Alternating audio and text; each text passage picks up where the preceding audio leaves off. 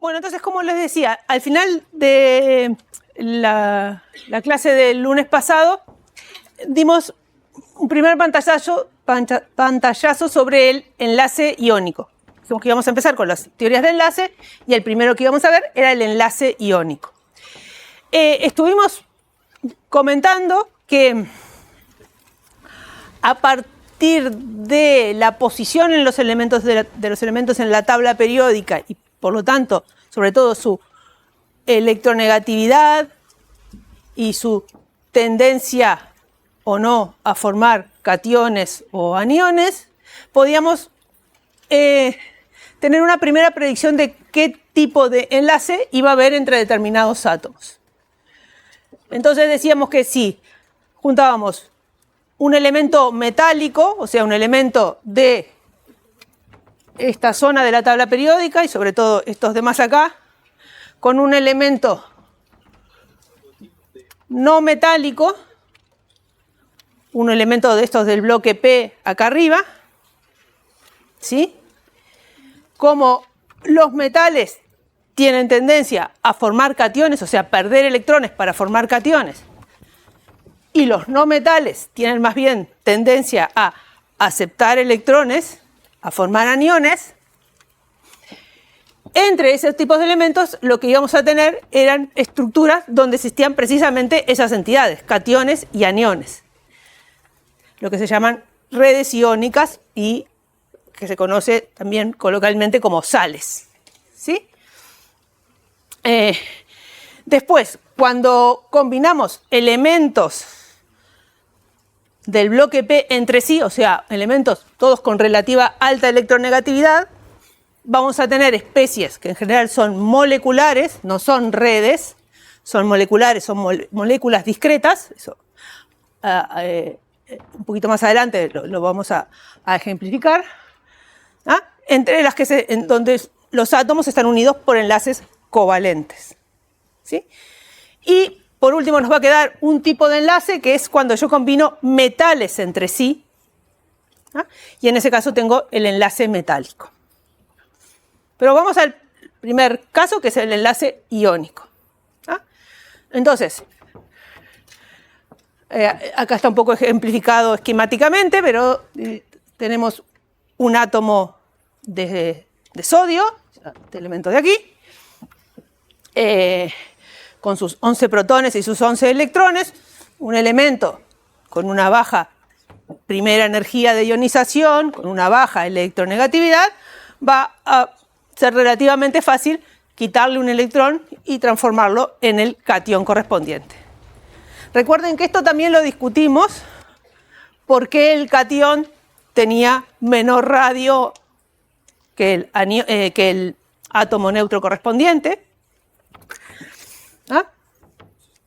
Y si lo enfrentamos a un átomo de un elemento muy electronegativo como el cloro, elemento con tendencia a aceptar ese electrón y a formar un anión, el anión cloruro, ese electrón va a ser aceptado por el átomo de cloro formando el anión cloruro, ¿sí?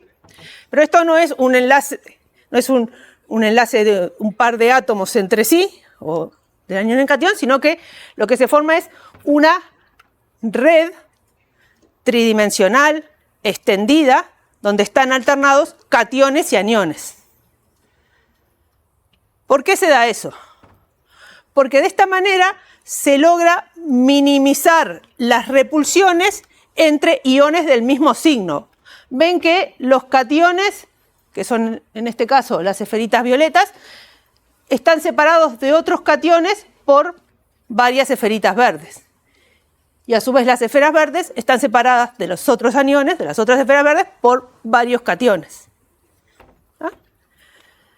Entonces, esta estructura, con este ordenamiento intercalado de cationes y aniones, es estable porque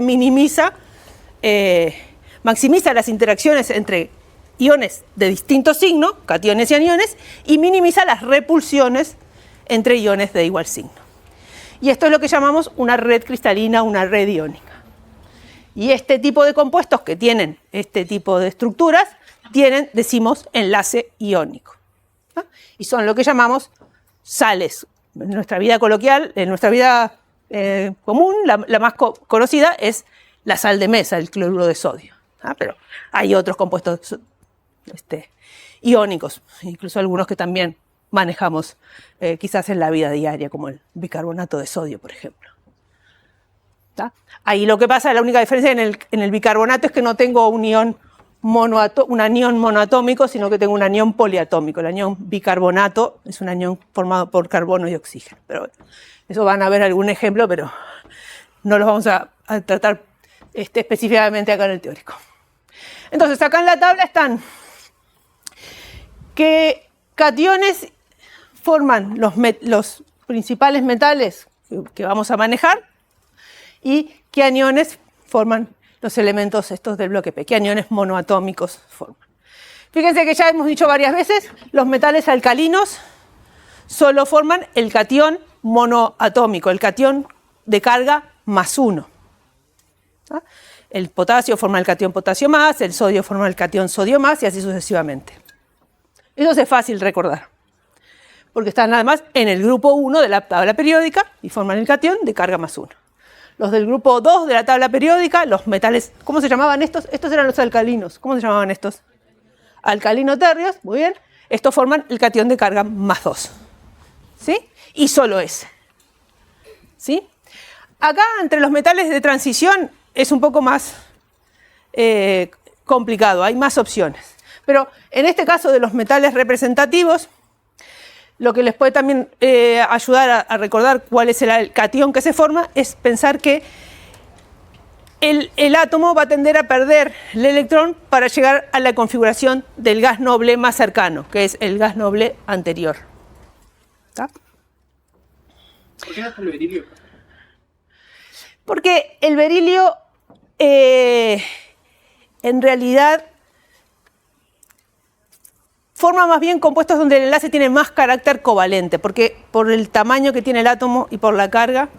Por eso esto es un pantallazo general, pero después hay detalles en que no vamos a entrar. ¿Ah? Sí, el estado de oxidación del berilio en sus compuestos es +2 también. Sí. Pero no necesariamente en sus estructuras existe el catión, o en todas sus estructuras existe el catión berilio 2, porque en algunas lo que hay es un enlace covalente. Eso ya lo vamos a ir manejando, porque después de que veamos el enlace iónico y el enlace covalente, vamos a hablar de que en realidad, eso va a ser unas clases más adelante, no hay un enlace 100% iónico, o muy raramente hay un enlace 100% iónico y muy raramente hay un enlace 100% covalente.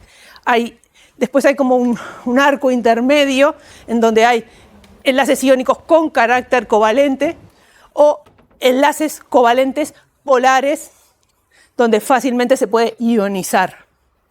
Entonces, pero eso viene más adelante. Por ahora no se preocupen. Pero los metales de transición, algunos tienen un estado de oxidación más o menos único, como el zinc o el níquel, pero por ejemplo en el hierro podemos tener el catión +2 y el catión +3. En el cobalto ahí está solo el catión +2, pero también existe el catión cobalto 3. El cobre puede ser cobre 1, cobre 2. Bueno, acá hay un poco más de variedad. Y después de los aniones, estos son los aniones monoatómicos que pueden formar los elementos del bloque P. ¿Sí? Esto ya también lo habíamos visto la semana pasada. Estas son las principales características que tienen los compuestos iónicos y que vamos a poder interpretar en términos de justamente ese enlace iónico. ¿Ah? Son sólidos ordenados, con baja conductividad eléctrica y térmica, con altos puntos de fusión y de ebullición, son duros, son quebradizos y son solubles en agua en general. Más o menos solubles, pero en general solubles en agua. En fase sólida no conducen la corriente, por eso la lamparita está apagada. En solución, disueltos, se disgregan en sus iones y por lo tanto puede haber conducción de la corriente.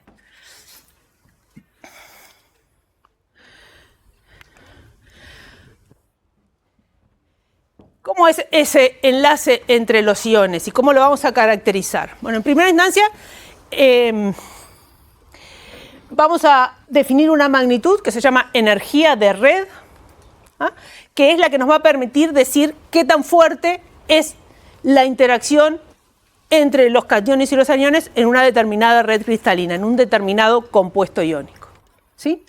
Y yo creo que acá también ya habíamos llegado, la definimos en base a este proceso. Decimos que la energía de red es la energía involucrada en pasar del sólido cristalino, todo ordenadito y con cada catión y cada anión en su posición, a los cationes y los aniones infinitamente separados entre sí, como formando un gas cada uno de ellos. Una fase gaseosa de esos cationes y de esos aniones. ¿Tá? A todos les resulta evidente que este proceso va a absorber energía. Sí, ¿no? Porque tengo que romper las interacciones. Es un proceso que llamamos endotérmico. ¿Sí? Y va a ser endotérmico todos aquellos procesos donde se rompan enlaces químicos. Siempre que yo rompo un enlace químico de cualquier naturaleza, un enlace covalente, un enlace metálico, los que vamos a ver al final que van a hacer interacciones de baja energía, siempre para romper interacciones tengo que dar energía. Y viceversa. Siempre que se forma un enlace químico, que se forma una especie más estable que las entidades que la componen, se va a liberar energía. ¿Ah? Entonces, esta magnitud, la energía de red, va a ser siempre positiva, porque siempre tengo que dar energía, y va a ser cada vez más grande cuanto más fuerte sea el enlace iónico en el compuesto. ¿Sí? ¿Bien?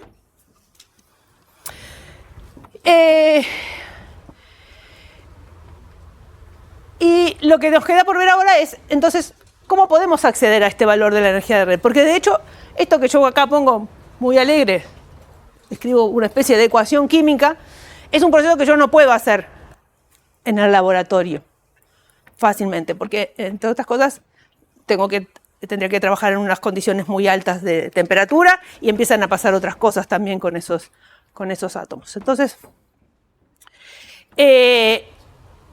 no hay una forma estrictamente experimental de determinar la energía de red. Lo que hay son ecuaciones en base a un modelo para los sólidos iónicos que me permiten ponerle un número a esa energía de red, y lo que se llama el método experimental en realidad es hacer un ciclo termodinámico, usar otras magnitudes termodinámicas, otras energías para calcular la energía de red. Pero no es una medida experimental de algo que yo haga en el laboratorio estrictamente. ¿Se entiende?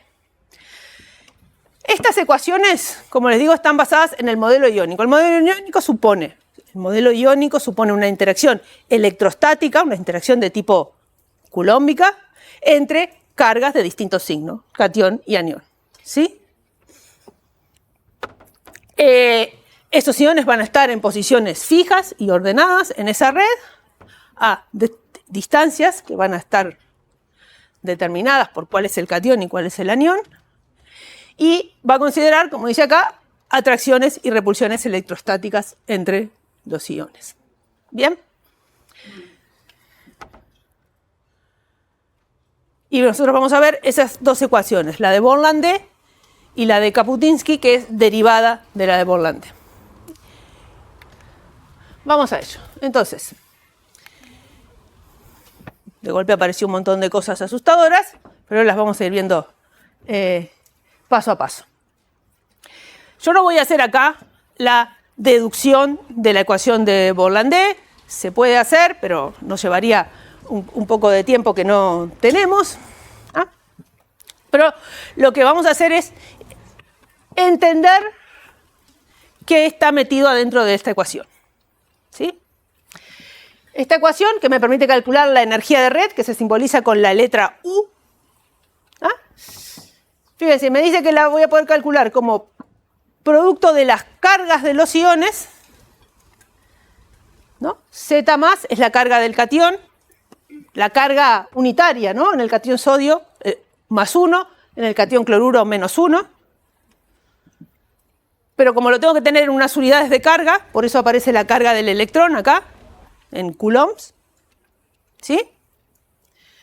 dividido la distancia que separa esos iones, esas cargas. O sea, esa es una interacción coulombica, como lo veíamos en una interacción electrostática, como lo veíamos en física. Multiplicado por la constante de Coulomb. ¿Sí? Esto sería como la interacción entre un catión y un anión. Pero yo no tengo un catión y un anión. Tengo toda una red. O sea, tengo un mol de cationes y aniones. Tengo el número de Avogadro de cationes y aniones.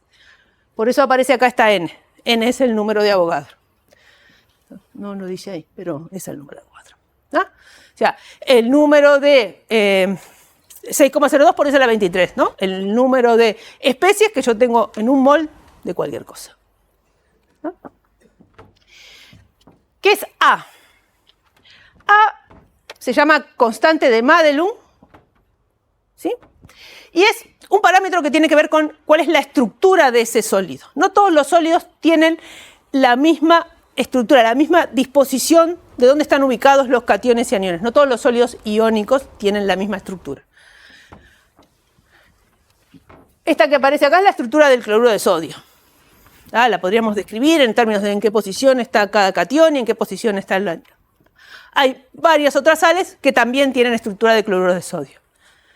Pero otras tienen estructura de cloruro de cesio, otras tienen otra estequiometría, porque el cloruro de sodio tiene una estequiometría 1,1. Hay un catión por cada anión. Pero, por ejemplo, la fluorita, es el fluoruro de calcio, tiene esta estequiometría. Ya que estamos, vamos a disociar esto en sus cationes y aniones. Calcio, flúor, 2. ¿Qué cationes me formará eso? El catión calcio 2 más, muy bien.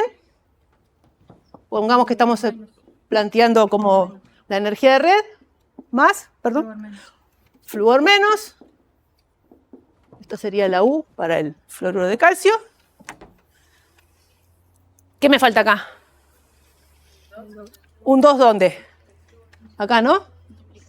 Para tener la misma cantidad de átomos de los dos lados, y la misma de átomos de flúor, y la misma cantidad de átomos de calcio, y las cargas totales también igualadas. Esto es igualar a una reacción, ¿tá? Ya lo iremos practicando. ¿Tá? Bueno, ven que la fluorita tiene otra estequiometría que el cloruro de calcio, y por lo tanto tiene otro arreglo para dar cuenta de esta estequiometría en el sólido. ¿Tá? Entonces, ese valor de A, que son estos números de acá, se refieren a eso, a qué estructura tiene el sólido que yo estoy considerando. Esto no hay que aprenderlo, obviamente, esto va a ser dato. Esta tabla va a estar en la hoja de datos o en la hoja de ejercicios cuando vean este tema. ¿Sí? Si estuviéramos calculando la energía de red para el cloruro de sodio, la A valdría 1,75. ¿Bien? ¿Sí? R0, como les dije, es la distancia entre los iones. Es lo que se llama la distancia internuclear. Es la distancia entre el núcleo del anión y el núcleo del catión. ¿Sí? Y después acá hay otro factor que tiene otro numerito, que es N, que se llama exponente de Born. Ese numerito tiene que ver con la configuración electrónica de catión y anión. Recuerdan también la semana pasada vimos cómo llegar a las configuraciones electrónicas de los iones, sacándole o agregándole electrones al nivel de valencia. ¿Se acuerdan? ¿Puede ser? En muchos casos, y sobre todo para metales alcalinos, alcalinoterrios, y para los iones del bloque P, la configuración del ion, del catión correspondiente o del anión correspondiente, es idéntica a la del gas noble más cercano. Por eso acá dice, en el ioduro de litio, por ejemplo, tiene configuración de helio y de helio. El litio, el catión litio más, tiene configuración de helio, y el anión hidruro, el hidrógeno menos, tiene configuración de helio. ¿Sí? En ese caso, Cuando los dos tienen configuración de helio, el valor de N es 5.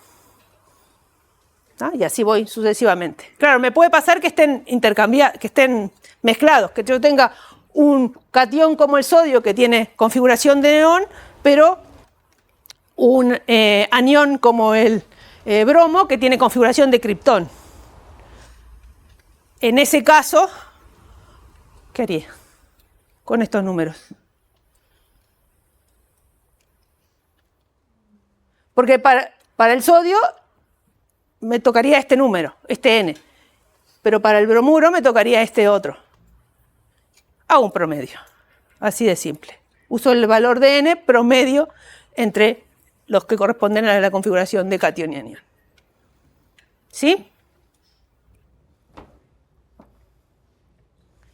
Está.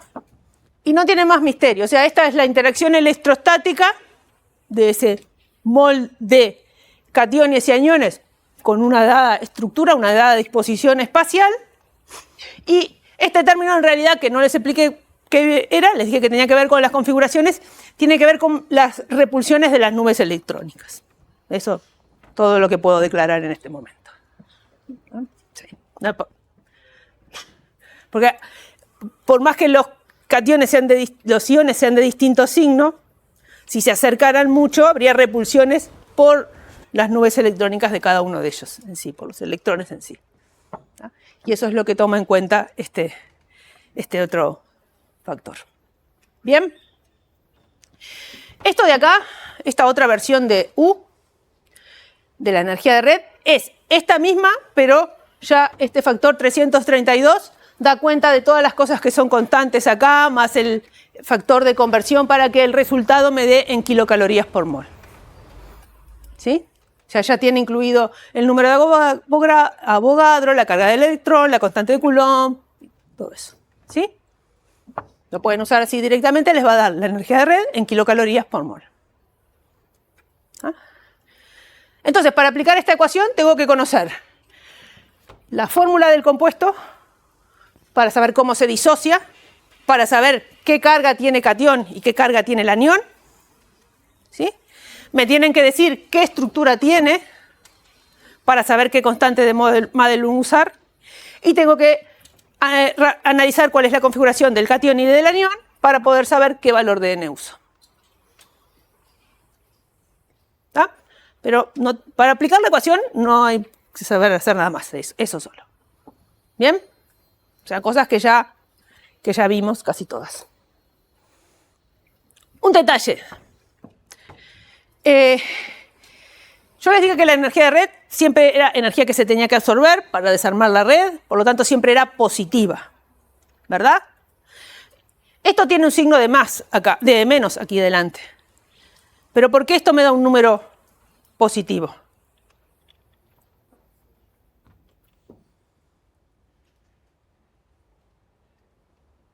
Porque esto es todo positivo, ¿no? Esto, el número de Avogadro, la constante de Madelung, la constante de Coulomb, la distancia, esto está al cuadrado, así que cualquier cosa que fuera siempre sería positivo. ¿Ah? Esto de acá también siempre da positivo. El tema es que la carga del anión la tengo que poner con su signo. O sea, tengo que pensarlo por lo menos con su signo. ¿Sí? Entonces, acá tendría un menos, y con ese menos tengo el más. ¿Está? Bien. Esta ecuación que vamos a ver ahora, que se llama ecuación de Kapuscinski, es derivada de la anterior. Este señor lo que hizo fue intentar desarrollar otra ecuación que nos independizara un poco de esos aspectos experimentales que yo tengo que conocer para poder aplicar la otra ecuación, que son la distancia esta, que esto es un valor experimental, esto es sacado de la estructura, de analizar la estructura cristalina, no es una cosa que yo pueda buscar en una tabla. Y también debo de conocer eso mismo, ¿no? La estructura, saber qué tipo de estructura tiene. Para aplicar esta otra ecuación no tengo que saber eso. Porque este señor lo que hizo fue darse cuenta de que la constante de Madelung siempre era igual al número de iones en los que se disociaba el compuesto multiplicado por una constante. Él analizó varios datos y llegó a esa conclusión. Esa constante vale 0,800 y algo. 874 por ahí. Además dijo, no voy a complicarme con esto de las configuraciones electrónicas para decidir qué valor de n del exponente de Bohr usar. Voy a tomar un valor promedio de la tabla. Voy a tomar 9. Para todo, para cualquier compuesto. Entonces me desaparece aquel término, está metido acá dentro de este número. ¿Sí? Entonces solo me queda la carga del catión, la carga del anión, y en vez de la distancia internuclear, lo que dijo es, yo lo voy a aproximar a esto, a la distancia, el radio promedio del catión y el radio promedio del anión. Radio del catión más radio del anión. Y estos sí son valores que están tabulados.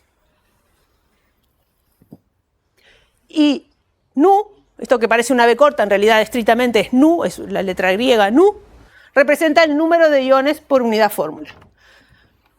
¿Cuál sería el valor de nu para el cloruro de sodio? ¿Cuántos iones se forman cuando disocio cloruro de sodio en sus iones? 1. ¿Cuántos iones? ¿Uno? ¿Cuál? Decime un ion.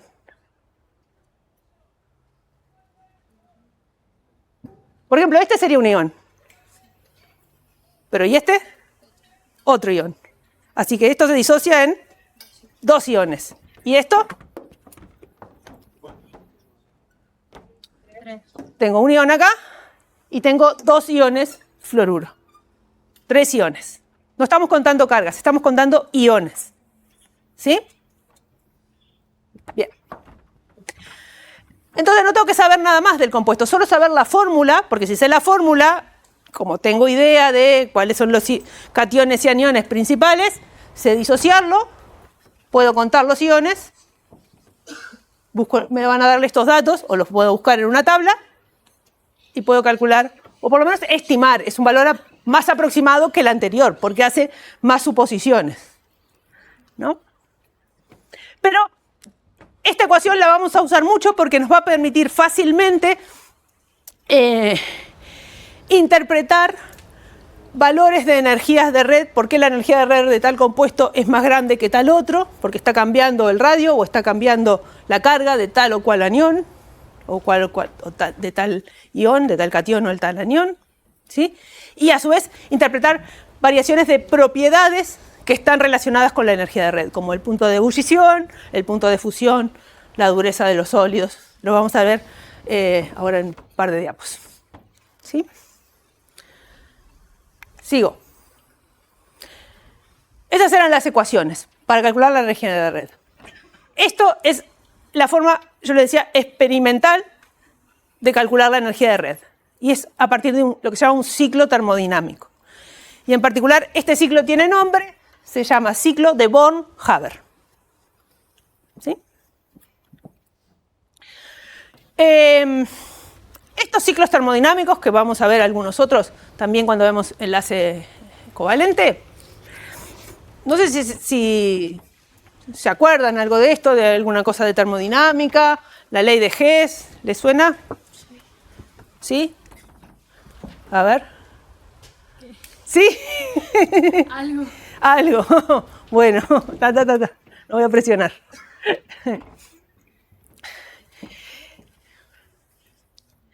La ley de Hess lo que nos dice es que para calcular el cambio térmico para ir de una situación A a una B, de una situación inicial a una final, de reactivos a productos, yo puedo sumar los cambios térmicos, en este caso las variaciones de entalpía. La entalpía está relacionada con el calor liberado o absorbido en un proceso químico, de pasos intermedios que sumados me den el proceso global. ¿Ah? Y puede haber varios de esos caminos, tantos como se me pueden imaginar, para ir de los reactivos a los productos. Entonces, el delta H, la variación de entalpía de este proceso, va a ser igual a delta H1 más delta H2 más delta H3, los calores de estos tres pasos, o también igual a delta H4 más delta H5. ¿Ah? Con este tipo de ciclos y planteándonos este tipo de igualdades, vamos a poder calcular parámetros termodinámicos, digamos. Esos son procesos P1, P2. P1, yo puedo ir de acá a acá directamente, o puedo transformar los reactivos en un producto 1, que luego lo transformo en un producto 2, que luego los transformo en el producto final. No importa, esto es una cosa genérica. Ahora vamos a ver un ejemplo. Este sería el ciclo de Born-Haber para el cloruro de sodio. ¿Ah? Yo sé que al principio parece asustador. ¿Ah? Pero fíjense, ¿qué es lo que me dice esto? Yo agarro sodio metálico y cloro gas, los hago reaccionar entre sí, formo cloruro de sodio sólido. Este proceso que está puesto acá arriba es lo que se llama la reacción de formación. ¿Ah? Siempre es formar un mol de la sustancia que esté pensando, en este caso de la sal que yo esté considerando, a partir de los elementos en estado estándar. El estado estándar de los elementos lo vimos la clase pasada. ¿Ah? El estado estándar de todos los metales es la fase sólida, excepto para el mercurio, que es el líquido. Los halógenos, por ejemplo, dijimos el estado estándar del flúor es el gas formado por moléculas de diflúor, el cloro también es gaseoso y diatómico, el bromo es el líquido formado por moléculas diatómicas, así sucesivamente. ¿Está? Aquella tablita que yo les mostré la clase pasada, que les dije esto lo tienen que aprender, bueno, vayan aprendiéndolo. ¿Está? Entonces, esta sería la reacción de formación. Pero yo puedo ir de acá hasta acá por este otro camino. ¿Qué componentes tiene este camino? Yo digo, en vez de reaccionar directamente, me estoy imaginando que estoy transformando el sodio sólido en sodio gaseoso. Eso es la sublimación del sodio. Habrá una entalpía involucrada en ese proceso. Estoy acá transformando los átomos de sodio gaseosos en cationes sodio gaseoso. Le estoy sacando un electrón a este átomo y me está dando el catión positivo. Eso, si recopilan de la semana pasada, era lo que definimos como la primera energía de ionización. Pasen a las diapos de más al principio y van a ver qué es esto. O sea que eso es un dato que puedo tener también de una tabla. Y esto también. O que se pueden medir experimentalmente más fácilmente que las energías de red, que es lo que estamos intentando calcular. Agarro la molécula de cloro, le rompo el enlace. Energías de disociación de enlace todavía no vimos, las vamos a ver un poquito más al final de la clase de hoy o la próxima, según cómo lleguemos, pero esto significaría eso, pasar de las moléculas a los átomos de cloro individuales. ¿Sí? ¿Y después qué tengo que hacer con el cloro? Si acá fue el camino para formar el catión, este es el camino para formar el anión. ¿Lo ven? Entonces, al cloro le tengo que agregar un electrón. Este proceso de agarrar un átomo gaseoso y agregarle un electrón para formar el anión de carga +1 era la primera electroafinidad. También lo definimos la clase pasada cuando vimos propiedades periódicas, fue una de las propiedades periódicas que analizamos. ¿Me van siguiendo? ¿Ah? Entonces, ahora que yo tengo catión y anión gaseoso, lo junto para formar el sólido. ¿Ven que cerré el ciclo? ¿Ven que esto, que es el delta H de formación, es la suma de todos estos pasos que no llegué a decirles, pero que este de acá es menos energía de red, menos U, porque la energía de red la habíamos definido así, ¿no? Del sólido a los iones gaseosos. Acá estoy yendo de los iones gaseosos al sólido. O sea que en vez de ser U, es menos U. ¿Está? Pero esto es, nada, es una igualdad de la que puedo despejar U. ¿Está? Si me dan todos estos datos, si tengo de dónde encontrarlos, puedo calcular todos estos y este, ¿no? Y el delta H de formación. O si me piden, por ejemplo, calcule la electroafinidad del cloro y no me la dan, me dan todos los demás y me dan, todos los demás datos de este ciclo, yo puedo calcular la energía de red para el cloruro de sodio con la ecuación, por ejemplo con la ecuación de Kaputinsky, que no tengo que conocer nada más que la fórmula del compuesto, y podría ponerlo acá y despejar la electroafinidad. Profe, capaz que por ignorancia, por cuestiones de que no se dio, no lo di en el liceo. O sea, ¿cómo sabemos que la solución final va a ser sólido, gaseoso, por ejemplo? No, esto te lo planteás. La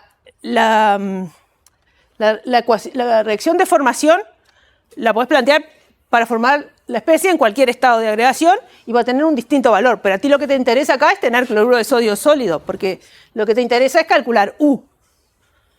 ¿Sí? Un ciclo análogo se puede plantear para cualquier otro sólido iónico. ¿Tá? Un ciclo que tenga la sublimación del metal, algo que tenga que ver con ionizar el no metal, la primera energía de ionización o, si es más cargado, las siguientes energías de ionización, las electroafinidades y cierro con la energía de red o menos energía de red. Así que siempre si pasamos por la ionización siempre es gaseoso. Sí. Y cuando hacemos ya el complemento todo ya pasa en sólido. Exacto. ¿Ah? Bien. Entonces, con esas herramientas vamos a poder tener valores de energía de red. Por ejemplo, para hacer este tipo de comparaciones.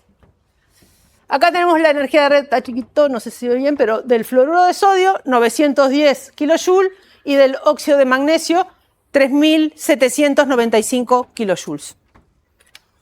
Entonces, yo los invito ahora a pensar que de todos los factores que aparecen acá, podrán explicar por qué la energía de red del óxido de magnesio es alrededor de 4 veces más grande que la del fluoruro de sodio. Pues están de acuerdo, ¿no? Esto es cerca de 1000 y esto es casi 4000. ¿Sí? ¿Por qué será eso? ¿Qué está cambiando en esta ecuación si yo la planteo para el fluoruro de sodio y para el óxido de magnesio?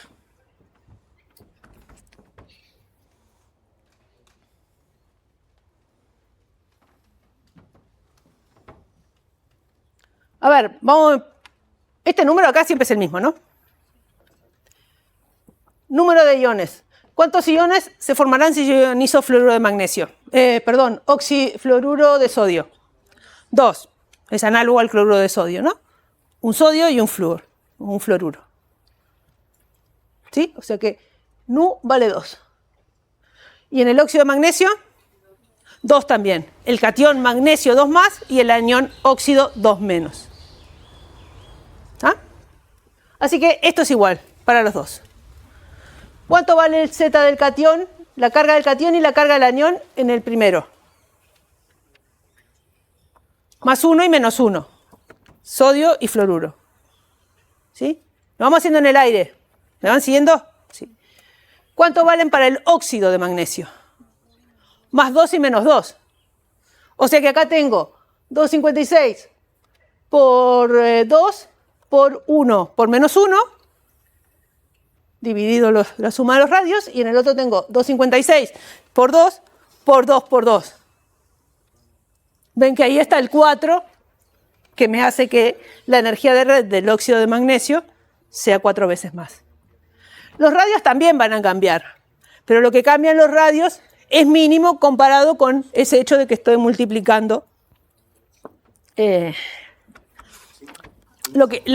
impacto que tiene ese aumento de las cargas, ese cambio en las cargas. ¿Se entendió? ¿Sí? ¿Sigo? Entonces, ese es el tipo de análisis que podemos hacer en base a la ecuación que vimos recién. O también esta otra, ¿no? Explicar esta variación. Estas son las energías de red. A ver si puedo señalarlo aquí, aquí. Las energías de red de los cloruros, perdón, de los metales alcalinoterrios. Cloruro de litio, cloruro de sodio, cloruro de potasio. ¿No? Ven que van bajando el valor de la energía de red. El enlace se va haciendo más débil a medida que voy cambiando de metal alcalino. Acá son compuestos todos de sodio, pero con los distintos halógenos. Fluoruro de sodio, cloruro de sodio. ¿Ah? ¿Qué va a ser lo que me va a explicar esta variación en las energías de red? ¿Será la carga? ¿Será algo que cambie en este numerador? No, ¿verdad? Porque acá todos los cationes tienen carga más 1 y el anión es siempre el mismo y tiene carga menos 1. Y en este otro conjunto todos los cationes tienen carga más 1 porque es todo sodio y todos los aniones son de los haluros, o sea que tienen carga menos 1. ¿Sí? ¿Me siguen? Entonces, acá no está cambiando nada. Lo que está cambiando es algo en el denominador, entonces. ¿Tú quieres decir algo? Que como van bajando en el grupo, aumenta el radio, como aumenta el radio, aumenta el denominador. Exacto. En el caso de los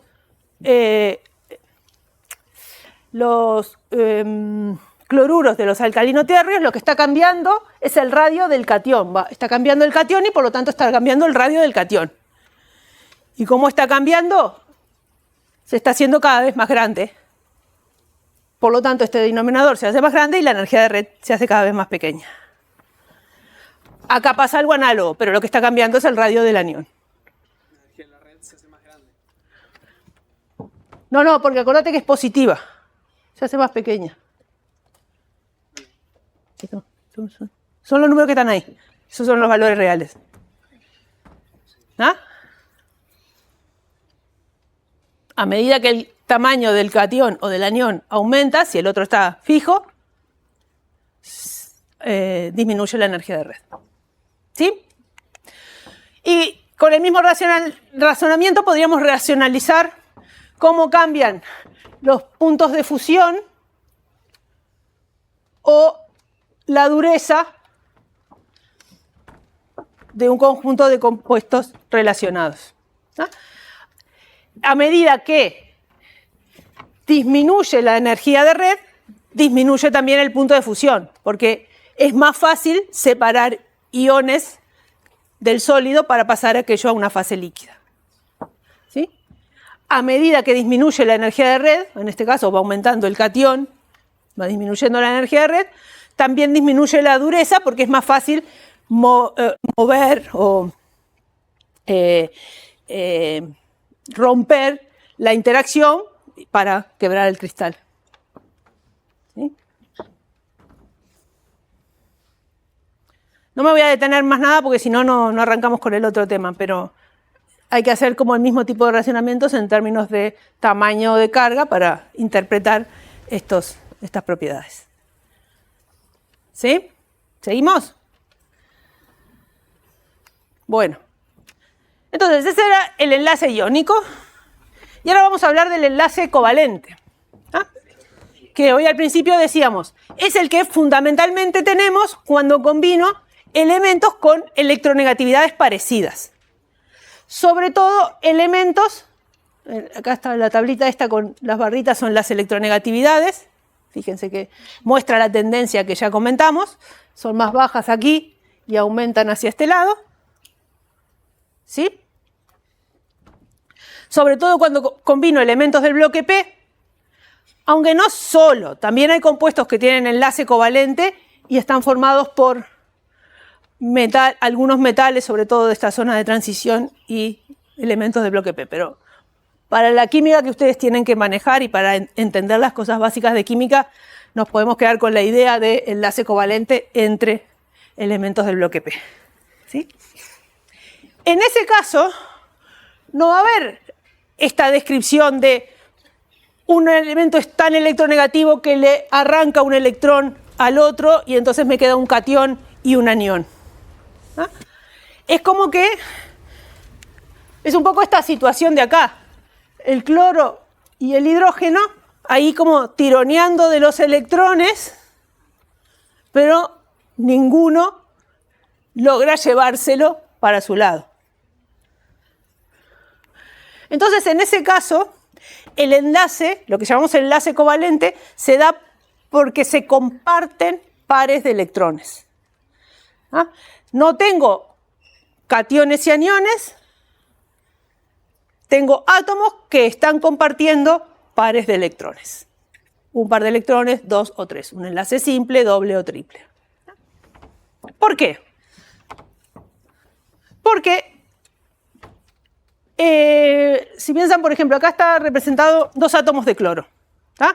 Con sus electrones en una forma muy esquemática, muy de imagen átomo de Bohr, que ya sabemos que no es así, pero cada uno de los círculos es un nivel, una capa de la configuración electrónica, de n igual 1, n igual 2, n igual 3. ¿No? Entonces acá en el último nivel tengo los 7 electrones del nivel de valencia del átomo de cloro.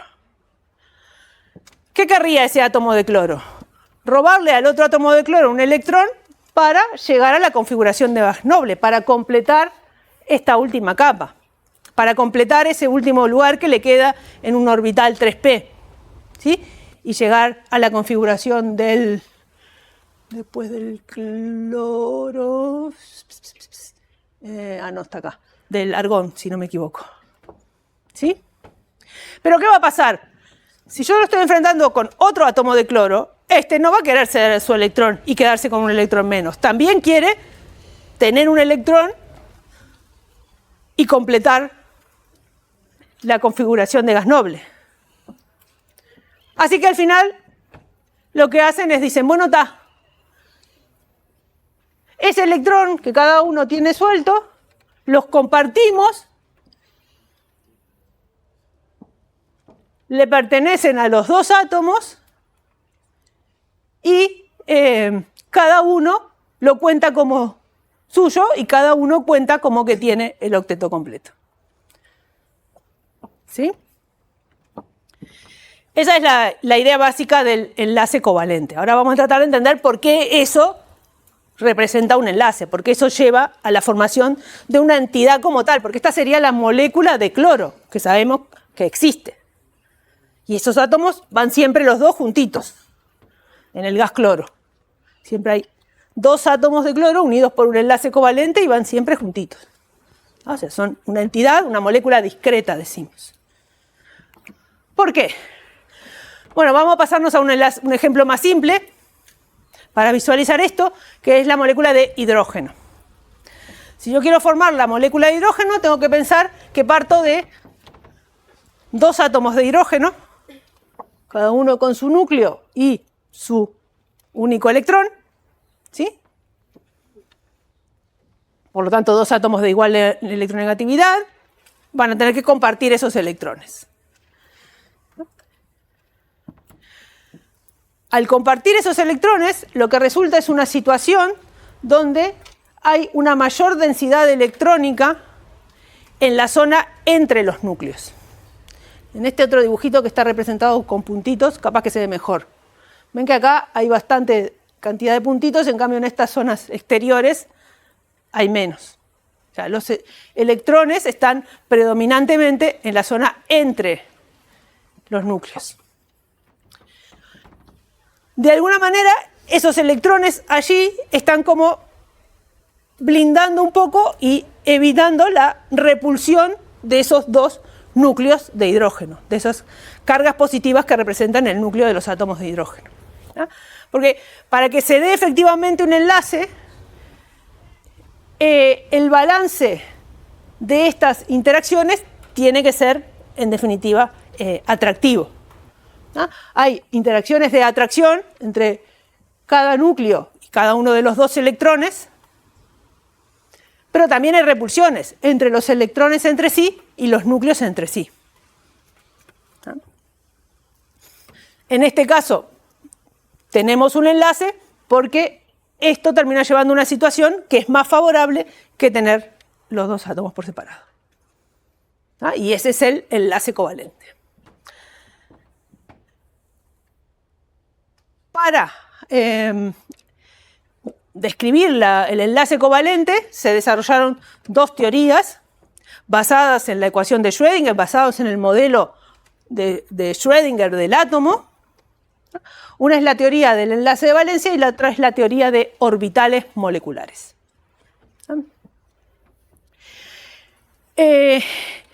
Vamos a ver un poco de ambas. La teoría del enlace de valencia lo que supone es que cuando se forma un enlace, un poco lo que está representado acá, los orbitales de valencia de los átomos que participan en ese enlace, de los dos átomos que participan en ese enlace, se superponen. ¿Ah? Y en esa superposición se da esta compartición de electrones. Esta teoría, la teoría de orbitales moleculares, como que se olvida de los átomos, ¿no? Y piensa que por la combinación de esos orbitales de los átomos se forman otros orbitales que son de toda la molécula. Ya no identifica orbitales de un átomo y de otro, sino que genera nuevos orbitales, que son llamados orbitales moleculares, por eso, porque son de toda la molécula, donde están los electrones de valencia de todos los átomos que componen esa molécula. ¿Ah? Ahora vamos, cuando lleguemos a ello, lo van a entender un poquito más. Pero la diferencia es esa. Una todavía piensa en átomos y que esos átomos, cada uno aporta sus orbitales de valencia para esa superposición, pero si siguen existiendo como tales los átomos individuales, y la otra es genero nuevos orbitales de toda la molécula. Para entender un poco la teoría de valencia y por qué se comparten los electrones y por qué los átomos intentan llegar a la configuración del gas noble más cercano, tenemos que hablar un poco de Gilbert Lewis. La teoría de unión de valencia fue descrita, entre otros, por Linus Pauling, que es uno de los químicos más famosos del siglo XX, pero él utilizó algunas ideas de este otro químico también muy importante en su época, anterior a él, que es Lewis. Lewis, ¿de qué se dio cuenta? Bueno, por un lado, pensando en los gases nobles, dijo, los gases nobles, sabemos, son inertes, o sea, presentan una gran estabilidad, tienen muy poca tendencia a reaccionar y existen en su forma elemental como entidades monoatómicas. Son gases monoatómicos, no forman moléculas entre sí esos átomos de los gases nobles. Esa estabilidad la quieren el resto de los átomos. La querrían para sí el resto de los átomos de la tabla periódica. ¿No? Entonces, porque eso representa una configuración electrónica estable. Esa configuración de gas noble donde completo todos los electrones en el nivel NP correspondiente, digamos. ¿Ah? En esa configuración tengo 8 electrones en esa capa. Para los elementos del neón para abajo, ¿no? La configuración del neón es helio 2s2, 2p6, esta es neón 3s2, 3p6 y así sucesivamente. O sea, siempre tengo 8 electrones en ese nivel de valencia. Un octeto le llamó este señor. ¿Sí? Entonces, los otros átomos van a querer llegar a esa situación, ganando, perdiendo o compartiendo electrones. Los átomos más livianos de la tabla, el hidrógeno y también el litio y el berilio, en realidad lo que tratan es de llegar a la configuración del helio. no completan un octeto, no se rodean de 8, se rodean de 2 electrones. Entonces, los átomos buscan adquirir estructura de gas noble compartiendo electrones para formar el enlace. Eso fue lo que dijo Lewis y lo planteó de esta manera. Él desarrolló una representación gráfica de los átomos. A esta altura, esto estamos hablando de comienzos del siglo XX. Entonces, todavía no había... había algo de la teoría atómica, pero todavía no había la teoría de los orbitales y todo esto. O sea, que no estamos pensando en eso. Esto es simplemente como una representación del símbolo del elemento con sus electrones de valencia puestos ahí alrededor, ¿no? Para tratar de interpretar cuántos enlaces va a poder formar cada átomo. Va a querer formar cada átomo. Esto es lo que se llama la simbología del electrón punto. Entonces, fíjense por ejemplo acá, el flúor, está acá, que tiene esta configuración 2s2, 2p5, lo represento el flúor tiene en total 7 electrones de valencia, 2, 4, 6 y 1 que me queda sin aparear. Para completar la configuración de gas noble, el flúor intentará formar un enlace con otro átomo que le comparta un electrón, para quedar rodeado, ahí sí, de 8 electrones. En el caso del oxígeno, formará 2 enlaces simples, por ejemplo, para completar los 8 electrones. ¿Lo ven? Y así sucesivamente con el resto. Con esta idea del átomo con sus electrones de valencia, se pueden representar lo que se llama las estructuras de Lewis. Que nos van a ser bastante útiles para después analizar lo que es la geometría molecular. Estas estructuras de Lewis son una representación que nos muestra en una molécula cómo están unidos los átomos y cómo están distribuidos los electrones de valencia de sus átomos. ¿Cuáles están formando enlaces? ¿Cuáles electrones están siendo parte de enlaces? ¿Y cuáles están como lo que se llama electrones no compartidos alrededor de cada uno de los átomos? Medio trabalengua, pero en realidad para construir una estructura de Lewis de cualquier molécula hay que seguir estos pasos que están acá. Ahora los vamos a ver un poco cada uno. Después van a ver que practicando ya casi se los van a aprender y lo van a hacer bastante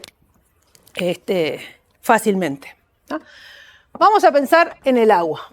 Esta es la fórmula del agua.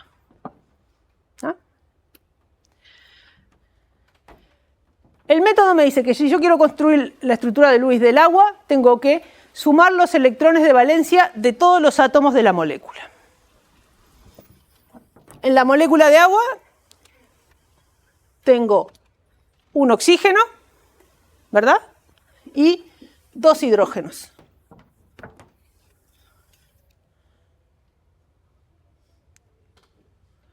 ¿Cuántos electrones de valencia me va a aportar el oxígeno? 6 electrones. Vamos a hacer una flechita acá. ¿Cuántos electrones de valencia me va a aportar cada hidrógeno? 1. Pero como tengo 2 átomos de hidrógeno,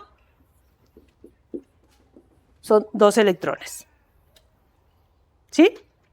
Así que en total tengo 8 electrones. Estos son los 8 electrones que tengo que repartir alrededor de estos átomos. Esta es la primera parte. Después dice, si la molécula tiene carga ion, o sea, si es un ion, sumar o restar electrones necesarios para formar ese ion. En este caso no es una especie cargada, así que este paso 2 lo ignoramos de momento. Unir el átomo central a los vecinos por medio de un par de electrones enlazantes. ¿Cuál les parece acá que es el átomo central? El oxígeno.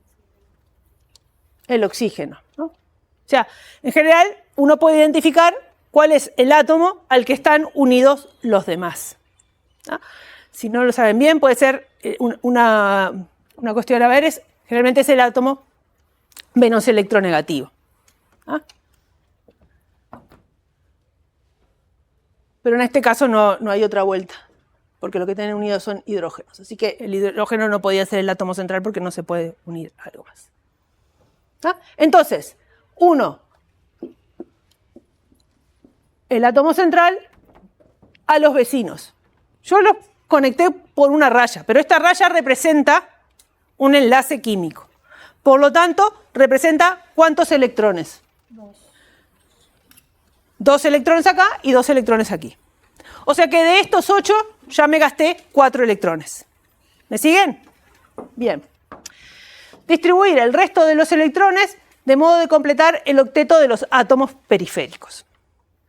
¿Ah? Los átomos periféricos en este caso son los hidrógenos. ¿Sí? Este era el átomo central, estos son los átomos periféricos. ¿Qué dijimos del hidrógeno? ¿Cuántos electrones puede tener a su alrededor? 2 y no más. O sea, el hidrógeno intenta llegar a la configuración del helio, o sea, tener 2 electrones a su alrededor, o sea, decimos que completa un dueto, ¿no? Que no es un grupo musical. El resto de los electrones intentará completar el octeto. Estos 4 que están aquí en este cuadrito, carbono, nitrógeno, oxígeno, flúor, obligatoriamente tienen que completar el octeto, no pueden quedar deficientes en electrones y tampoco se pueden pasar de electrones.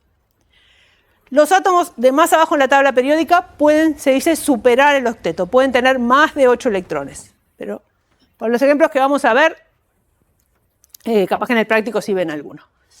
Pero acá no. Y después, estos 2, berilio y boro, pueden completar el octeto, pero también pueden quedar deficientes en electrones, pueden quedar con menos de 8 electrones. ¿Ah? En conclusión, ¿tengo que ponerle más electrones a los hidrógenos?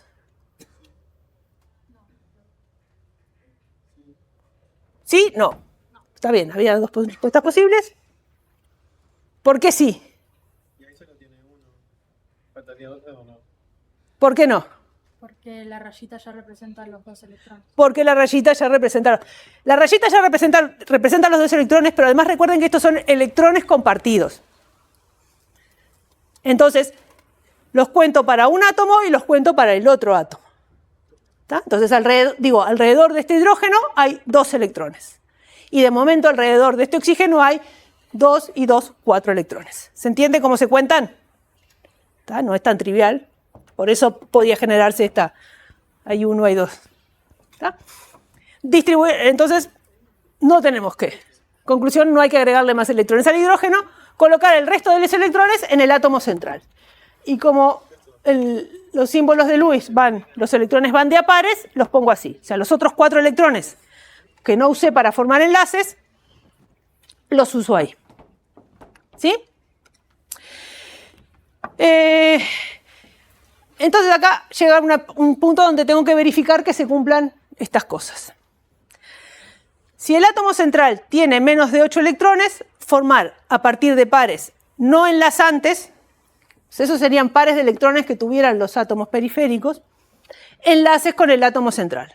En este caso no tengo que recurrir a este punto porque el átomo central ya tiene 8 electrones.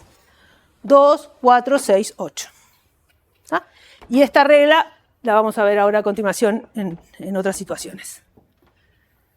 ¿Ah? Pero esta sería la estructura de Lewis del hidrógeno. Que yo ya la dibujé así como un poco con un ángulo porque yo ya sé cosas, perdón, del hidrógeno no, del agua. Yo ya sé cosas sobre el agua, sobre la molécula del agua. Pero acá en realidad no habría por qué haberlo dibujado así y podría haber hecho esto otro y también estaría bien como estructura de Lewis. Ya después interpretaremos la geometría, pero como estructura de Lewis, como representación de la conectividad y dónde están ubicados los electrones, según las ideas de Lewis, esto sería correcto. ¿Sí? Bueno, vamos a ver otro ejemplo. Vamos a ver el ejemplo del fogeno. que es la molécula con esta fórmula, CO cloro 2. Ahí el átomo central es el carbono. Fíjense que acá donde dice átomo central está siempre en el mismo color que en el dibujito. Y los periféricos son el cloro, el oxígeno y los dos cloros. ¿Ah? Vamos, yo no sé ni qué hora es. Uf, no va para nada. Bueno, sumo el número de electrones de valencia de todos los átomos de la molécula. Acá no me voy a detener tanto como ahí, pero es 7 por cada cloro, 6 el oxígeno, 4 del carbono, son 24 electrones. Después, si quieren, lo chequean. ¿Ah? Si la molécula tiene carga, sumar o restar electrones necesarios para formar el ion, tampoco lo necesitamos en este caso porque es una especie neutra. Unir el átomo central a los vecinos por medio de electrones enlazantes. Ahí me gasté, formé 3 enlaces, me gasté 6 electrones. ¿Sí? Me van quedando 18. Distribuir el resto de los electrones de modo de completar el octeto de los átomos periféricos. Entonces ahí voy poniendo 2, 4, 6 y con este del enlace 8, así que ya completé ese cloro. 8, 10, 12, completé ese otro cloro. 14, 16, 18. Ahí hicimos esto. ¿Sí? Colocar el resto, no, perdón, hicimos esto. Colocar el resto de los electrones en el átomo central. ¿Me quedan electrones para colocar? No, ya me los gasté todos. Ahora tengo que mirar si el átomo central tiene 8 electrones o si tiene menos. Tiene menos, ¿no? El átomo central, que es el carbono, tiene 6 electrones. Y yo les dije hoy, carbono, así como nitrógeno, oxígeno, flúor, no puede quedar deficiente de electrones. No le puede faltar electrones para quedar con menos de 8 electrones. Entonces tengo que hacer lo que dice acá. Formar con pares no enlazantes de un átomo periférico un enlace más, lo que se llama un enlace doble. Entonces ahora alrededor de este carbono hay 2, 4, 6, 8 electrones. 2 por cada enlace. ¿Sí? El enlace doble son 2 pares de electrones que se comparten. ¿Sí?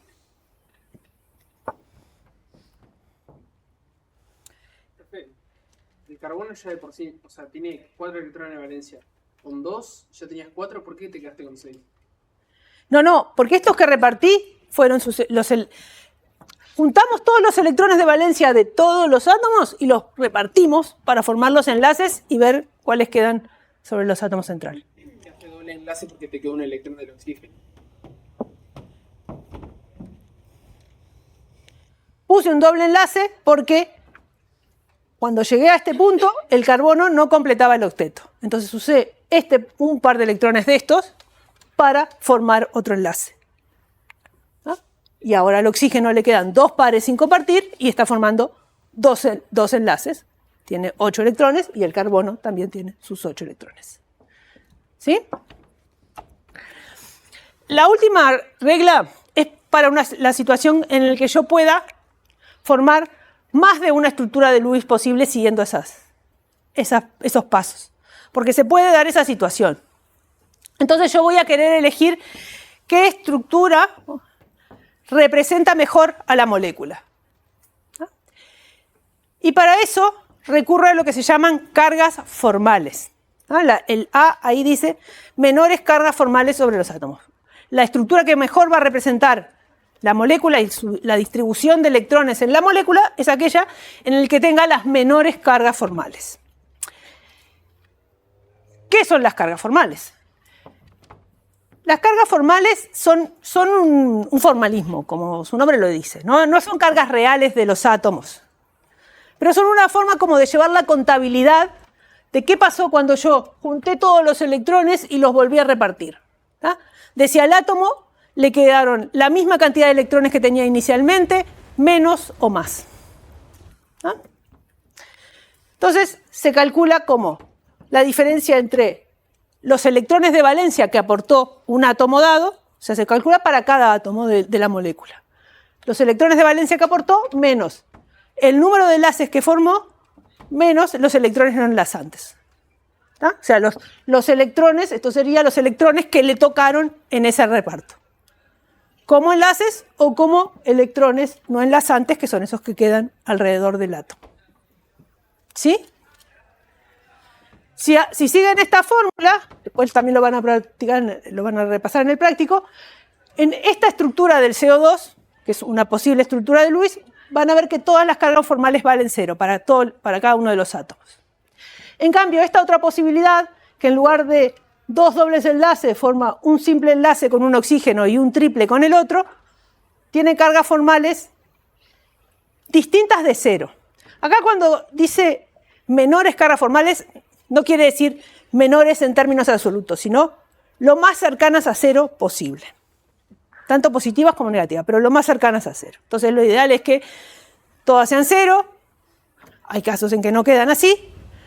¿No? Pero si tuviéramos que decidir entre estos dos, esta que tiene cargas formales más 1 y menos 1 sobre los oxígenos, que además tiene una cosa rara porque es difícil pensar un átomo electronegativo con una carga positiva, por más que sea una carga formal. ¿No? Entonces, en este caso, esta va a ser la estructura que mejor representa a la molécula. ¿No?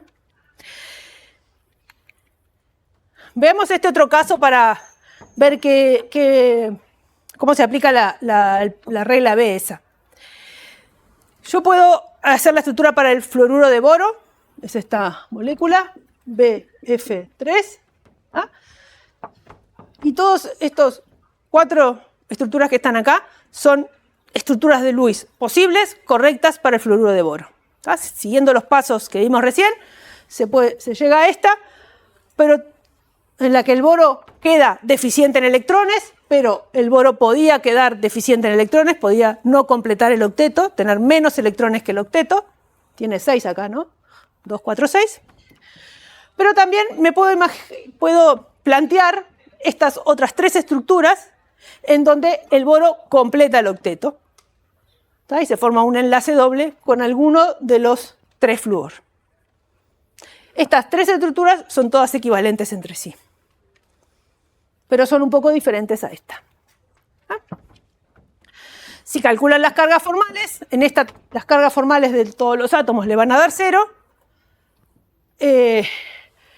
Acá, sobre estos flúor le va a dar 0, sobre este flúor le va a dar más 1 y sobre el boro le va a dar menos 1.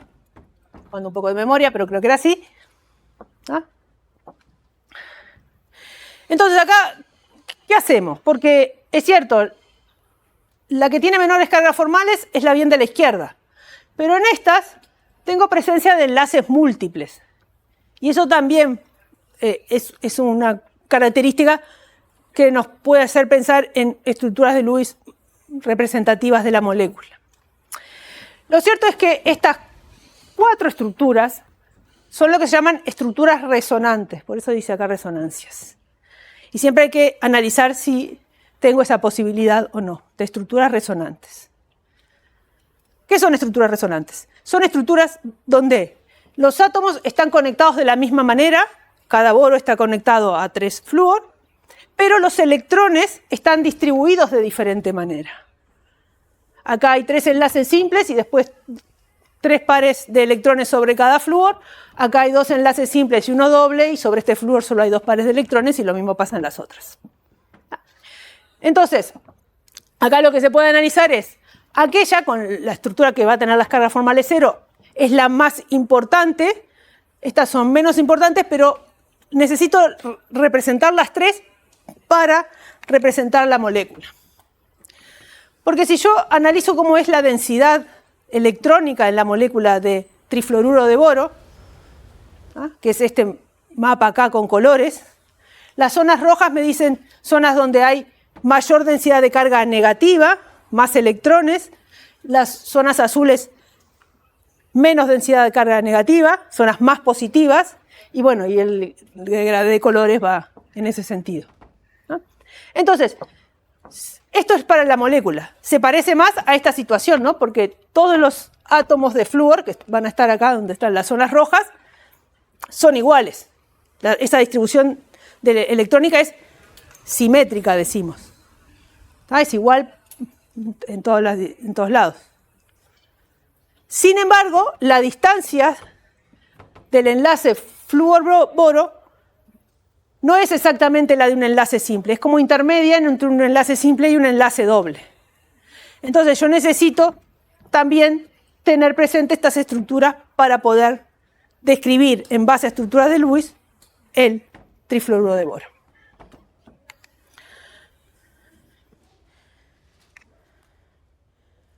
Lo mismo me pasa en el caso del ozono.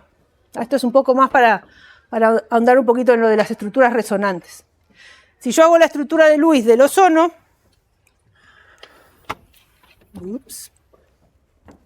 que es la que está ahí en la... acá. Yo puedo dibujar esta estructura de Lewis y es correcta, pero también podría dibujar esta otra con el doble enlace del otro lado.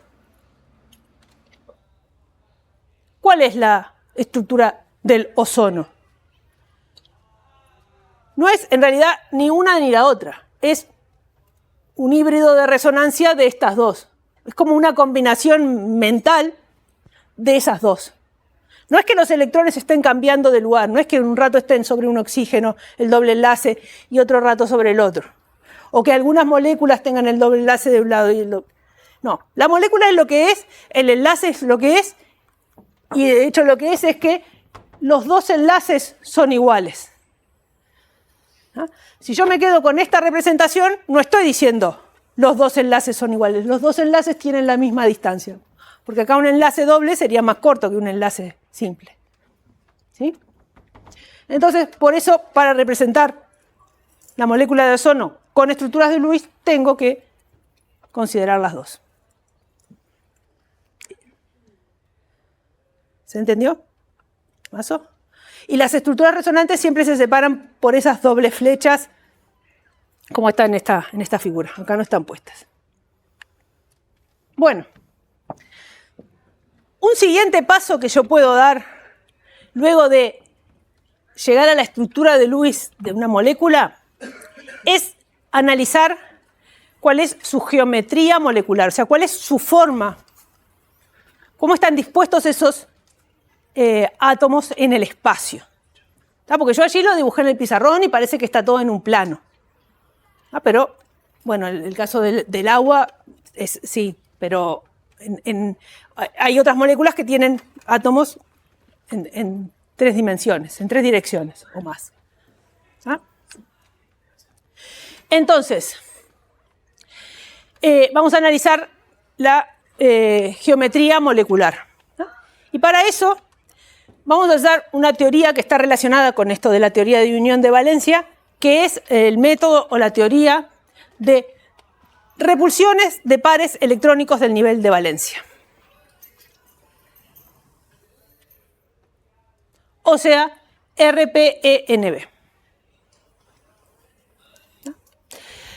Eso, que tiene un nombre tan grandilocuente, lo que se basa es que yo puedo predecir la geometría de una molécula pensando en cómo van a ser las repulsiones entre los pares de electrones que hay en esa molécula, entre los enlaces y los pares no compartidos. Porque los pares electrónicos, sobre todo de los enlaces, van a tratar de ubicarse en posiciones donde queden lo más alejados posible entre sí, para que se minimicen las repulsiones.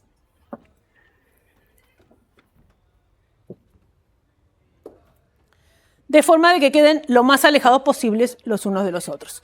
En este tema vamos a hablar de dos conceptos, así que ya los ponemos acá por escrito. Distancia de enlace, esto ya algo venimos mencionando, distancia entre los núcleos de dos átomos que están enlazados, y el ángulo de enlace, que es el ángulo formado entre dos enlaces que tienen un átomo en común. Por ejemplo, acá en la molécula que está representada, que es el tetracloruro de carbono, el átomo central es el carbono, los verdes son los átomos de cloro, tiene forma tetraédrica y todos los ángulos de enlace cloro, carbono, cloro son de 109,5 grados, como corresponde a un tetraedro como Dios manda. ¿Ah? A ver, vamos a mirar un ejemplo para ver si entendemos cómo es esto de las repulsiones de los pares de electrones. Tenemos una molécula bastante simple, que es la molécula de metano. Carbono y 4 hidrógenos. ¿Ah? Si yo tengo eso, el carbono átomo central, y tengo que unir 4 átomos de hidrógeno a su alrededor, yo, en principio, podría pensar en estas dos posibilidades, ¿no? Estas dos formas regulares, el cuadrado, el carbono en el centro y cada uno de los hidrógenos en los vértices de un cuadrado, todos en un mismo plano, o el tetraedro. El carbono en el centro y cada hidrógeno en los vértices de un tetraedro regular. ¿En cuál de estas dos las repulsiones serán menores? Bueno, ya se lo dice ahí, aquella es el que tiene menor repulsiones. ¿Pero por qué? Porque en esto los ángulos hidrógeno, carbono, hidrógeno son 90 grados. Eso es lo más alejado que está un par de electrones del otro. En cambio, en el tetraedro están a 109,5. Y todos los ángulos son iguales. Entonces, en esta disposición, los pares electrónicos de esos enlaces están lo más alejados posibles para algo que tenga 4 átomos alrededor de un átomo central. ¿Se entiende? Y esa va a ser la idea que va a permitirnos deducir las geometrías de moléculas con otra composición, con otra estequiometría, digamos. ¿Ah? Empezamos por las más simples, las que tienen un átomo central, acá representado en rojo, y átomos periféricos, pero no hay pares de electrones sobre el átomo central. ¿Ah? No me quedó algo como lo del agua. ¿Ah? Estos enlaces pueden ser simples o múltiples, ¿tá? Alguno puede ser un doble enlace, eso no nos cambia este análisis. ¿Sí? Entonces, obviamente, si yo tengo 2 pares de electrones, lo mejor es que estén a 180 grados. Eso me da lo que llamamos una geometría lineal. Los 3 átomos están en una misma línea, en una misma recta.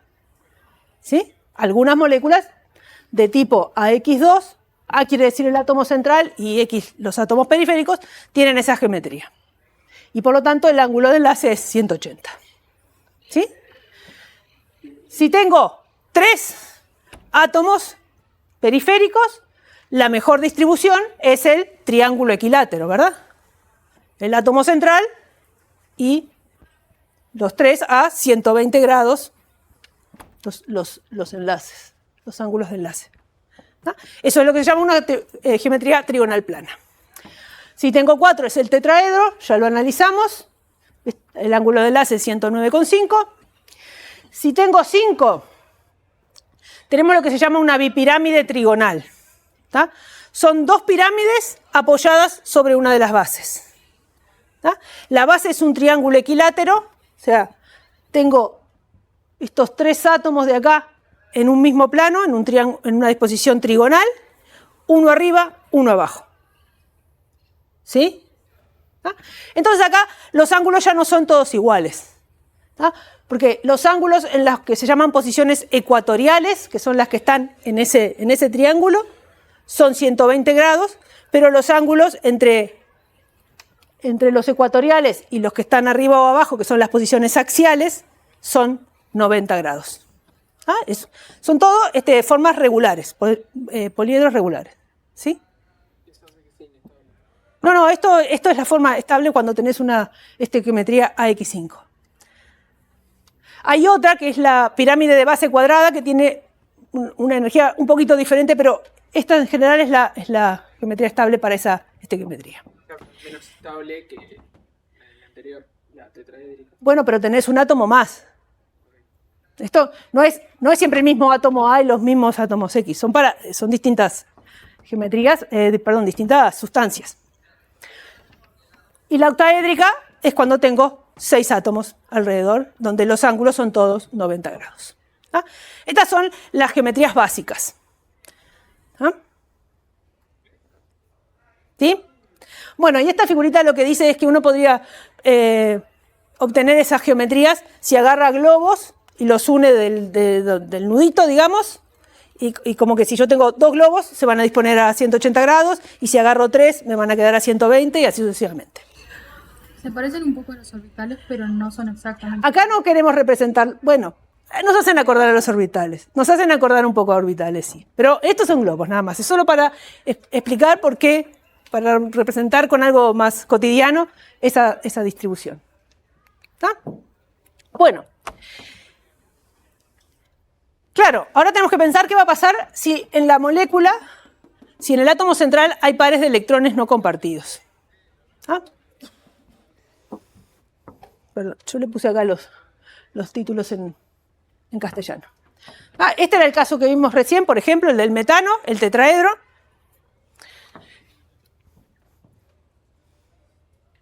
Cuatro enlaces alrededor del átomo central. Pero fíjense, por ejemplo, si yo tengo el amoníaco. El amoníaco tiene una estructura de Lewis, la pueden hacer ustedes también para practicar, ¿ah? Donde tengo 3 enlaces y un par de electrones no compartidos. Es decir, alrededor del nitrógeno tengo también en este caso 4 pares de electrones. Los 3 que son enlaces y el par no compartido. O sea que la mejor disposición para esos 4 pares de electrones también va a estar relacionada con un tetraedro.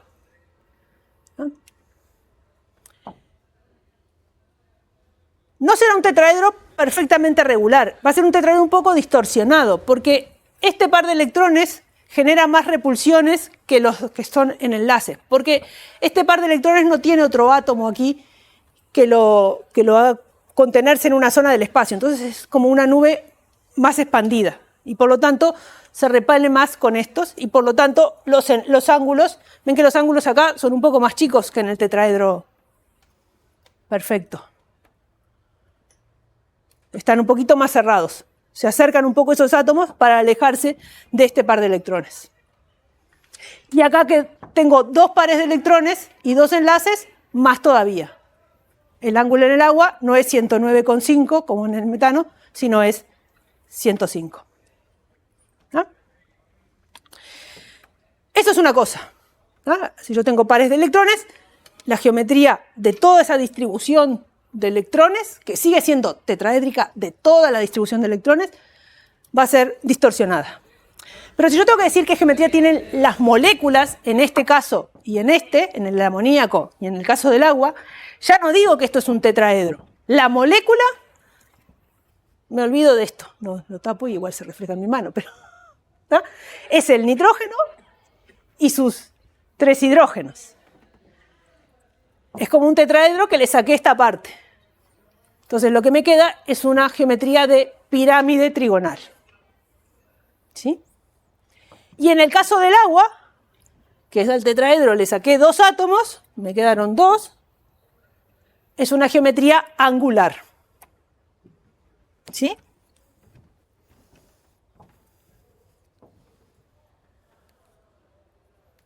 ¿Está? Bueno, y acá vienen unas tablas en donde están todas las geometrías posibles. La lineal que ya conversamos, de la trigonal esta no la vimos, pero vimos la trigonal, y si yo le saco un átomo, me queda otra geometría angular, diferente de la del agua, porque solo tiene un par de electrones no compartidos, no 2. Perdón, tiro para atrás. Si este ángulo era 120, acá en la trigonal plana, en la angular, ¿cómo va a ser? Menor que 120, porque la repulsión de este par de electrones hace que esto se cierre, se achique un poquito. Del orden de 120, pero un poco menor, 118, 117. ¿Sí? Bueno, estos, los de la tetraédrica ya los discutimos.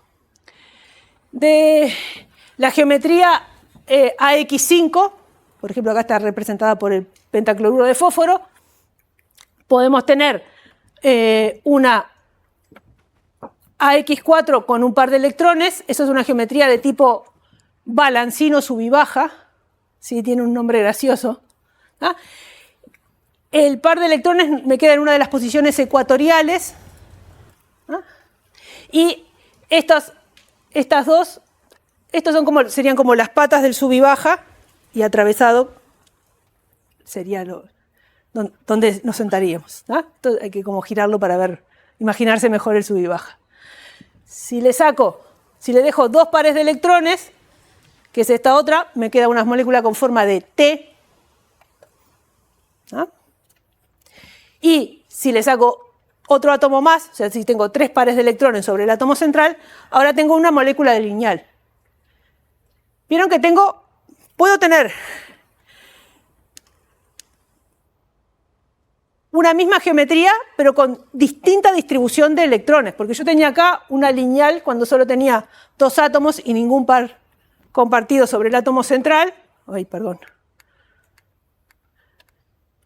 Y esta es otra posibilidad de geometría lineal de la molécula, pero con 3 pares de electrones no compartidos sobre el átomo central.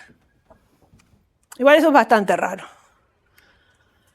Y de la geometría octaédrica se derivan la pirámide de base cuadrada, cuando tiene 5 átomos y un par de electrones no compartidos, que puede estar, en realidad todas las posiciones son equivalentes, está dibujado así para abajo, pero podría ser cualquiera de los otros, y la geometría cuadrada.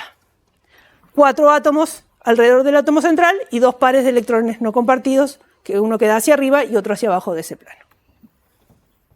¿Ah? Entonces, ¿cómo llego yo a eso? Bueno, me planteo una molécula, hago la estructura de Lewis y luego me imagino, esto tiene 4 cosas a su alrededor, 3 enlaces y un par de electrones. Va a ser relacionado con un tetraédrico, pero con los ángulos más cerraditos. Va a ser una pirámide trigonal. O esta otra. Azufre, 4 flúors, un par de electrones sobre el azufre, hago la estructura de Lewis, esto se llama tetrafluoruro de azufre, hago la estructura de Lewis, me da esto. Razono que esto es derivado de una pirámide trigonal, a la que le saqué un átomo y le dejé su par de electrones, en la geometría tipo balancín, y ven que los ángulos son un poco diferentes de los de la geometría regular. No son 180 y 120, sino que son 186 y 116. ¿Dónde estarían representados los electrones? Acá no los dibujé porque estoy representando solo la molécula. No tengo que representarlo siempre. ¿Está donde hay más grados? 186 en este caso. Sí, está. Es lo otro que completa acá el plano, este plano ecuatorial de estos 3 átomos y el par de electrones. Bueno. Esas distorsiones no solo se dan porque haya pares de electrones, sino que se pueden dar cuando los sustituyentes alrededor del átomo central no son todos iguales. Por ejemplo, en este caso, que proviene del metano, un derivado, él se me reía cuando decía una ecuación derivada de... No matemáticamente, no la derivada matemática. Este es el clorometano. Cambié un hidrógeno por un cloro en el metano. Esto también va a tener una forma tetraédrica, pero ese tetraedro va a estar un poco distorsionado, porque este átomo más voluminoso con una nube electrónica más grande que los átomos de hidrógeno va a hacer que estos se repelan de este. Se traten de alejar de este átomo. Entonces el ángulo es un poco más grande que 109,5 y por lo tanto estos de acá van a ser un poco más chicos de 109,5. Bueno, y si esto les pareció complejo, piensen qué tenemos que hacer con una molécula como esta. ¿Cuál es el átomo central acá? ¿Qué cosas están unidas a qué?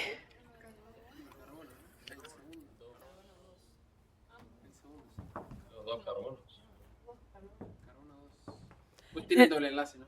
En realidad, para pensar un poco, tratar de imaginarnos qué forma tiene esta molécula, ya no va a ser una de esas formas básicas que vimos recién, sino que ya va a ser una cosa más compleja en el espacio, y lo que tengo que hacer es pensar cómo es la geometría de cada uno de estos centros. Es como que me lo pienso como que hay 3 átomos centrales. Uno es este carbono unido a 3 hidrógenos y a todo el resto de la molécula.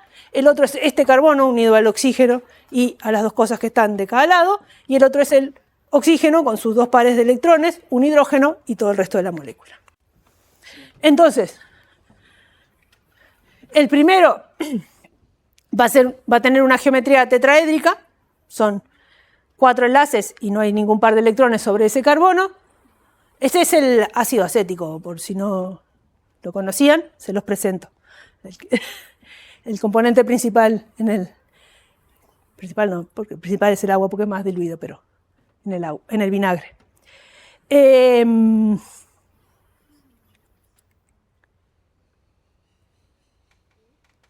otro centro va a tener una geometría trigonal plana, porque tengo 3 enlaces alrededor del carbono.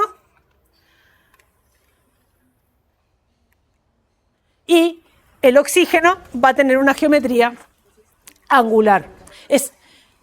El oxígeno es análogo al agua. Este centro de oxígeno es análogo al agua, solo que uno de los hidrógenos lo cambié por todo este recto de la molécula. Pero también va a tener una geometría angular con 2 pares de electrones no compartidos. Entonces ya la molécula en realidad es como una especie de zigzag. No puedo decir toda la molécula es tetraédrica, no. Tengo que analizar cada centro. Bueno, y vamos a dar otro paso más. Tenemos la estructura de Lewis. Sabemos cómo analizar la geometría y ahora vamos a pensar en lo que se llama la polaridad de las moléculas. ¿Por qué? Esto no es un capricho. Es que esta propiedad que está relacionada con la geometría de las moléculas y con el tipo de enlaces que tienen, nos va a permitir después entender propiedades macroscópicas de las moléculas. ¿Por qué el alcohol es miscible con el agua? ¿Por qué el hexano, que es un solvente apolar, no es miscible con el agua? Y así sucesivamente. ¿O por qué el punto de ebullición del agua es mucho más grande que el de otras moléculas parecidas a ella? ¿Qué estamos hablando cuando decimos polaridad? Bueno, imaginemos que tenemos 2 átomos iguales unidos por un enlace simple. Podrían ser 2 átomos de cloro, por ejemplo. Esos 2 átomos tienen la misma electronegatividad. Así que ninguno tira más que el otro del par de electrones que forman el enlace. Este tipo de moléculas diatómicas con átomos iguales, con átomos de igual electronegatividad,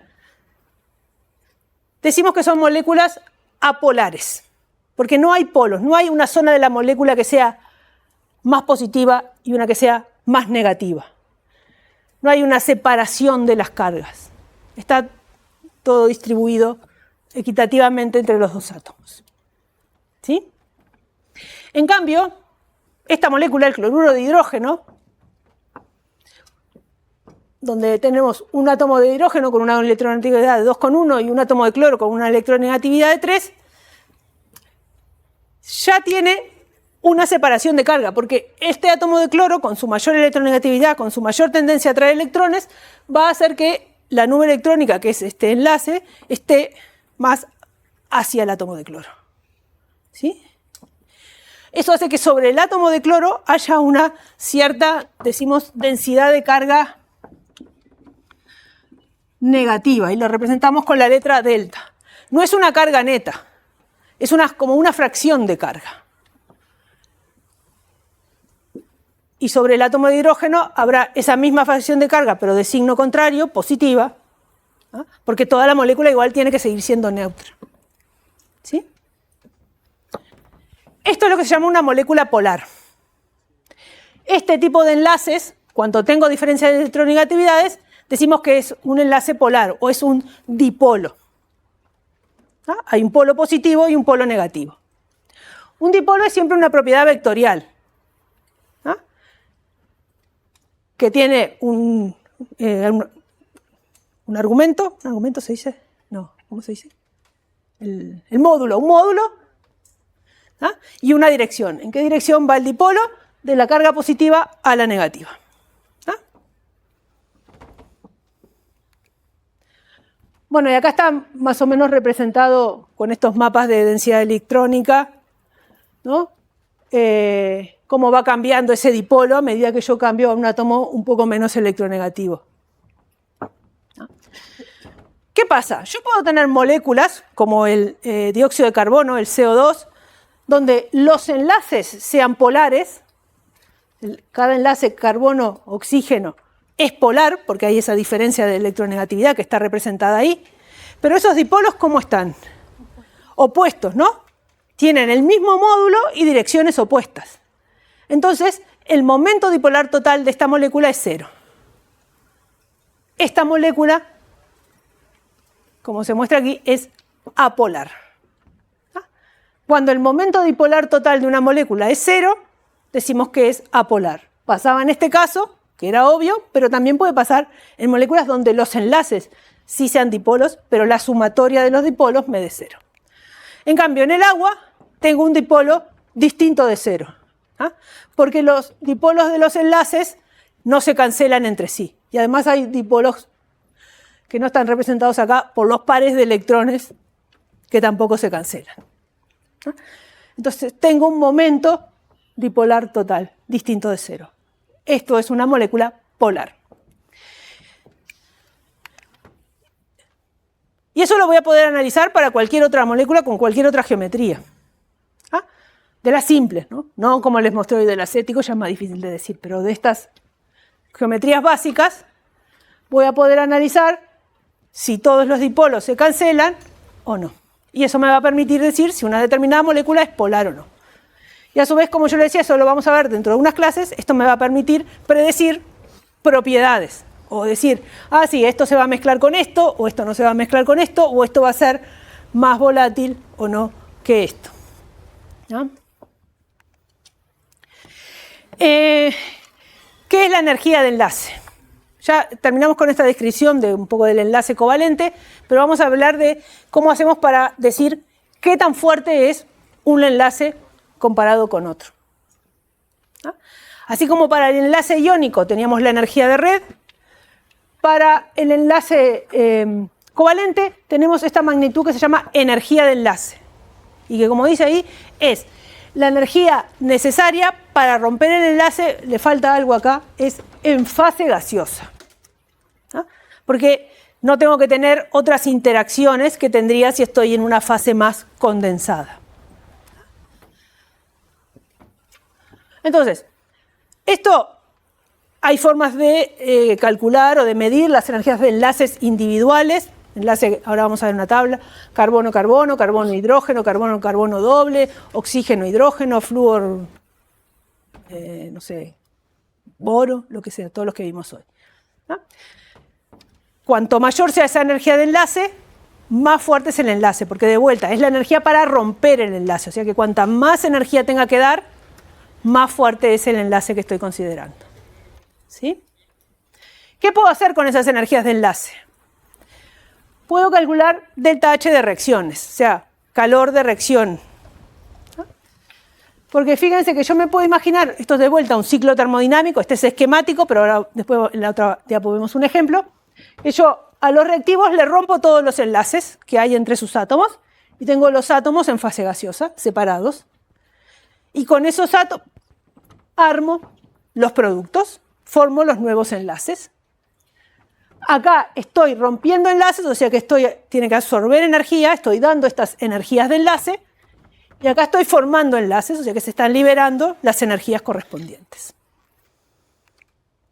Así que la variación de entalpía de la reacción, el calor de la reacción, el calor liberado o absorbido por ese proceso de pasar de reactivos a productos, yo lo puedo calcular como una sumatoria de las energías de los enlaces rotos menos las energías de los enlaces formados. Bueno, y esto es para recordar que si es positivo, decimos que el proceso es endotérmico, absorbe energía, y si es negativo, libera energía. Es un proceso exotérmico. Acá hay un ejemplo. Esperen. La reacción es metano, que simplemente lo escribí así para distinguir que voy a romper un enlace carbono-hidrógeno, pero eso no es necesario hacerlo. Cloro, para formar el clorometano que vimos recién, y cloruro de hidrógeno. A ver, ¿qué va a pasar? Yo tengo acá el metano y el cloro. El carbono con sus 4 hidrógenos y los 2 átomos de cloro unidos por enlace simple. Imagínense, rompemos un enlace carbono-hidrógeno, por ejemplo este, y el enlace cloro-cloro. Lo rompemos. Me queda un átomo de hidrógeno suelto, ese carbono con 3 hidrógenos y 2 átomos de cloro.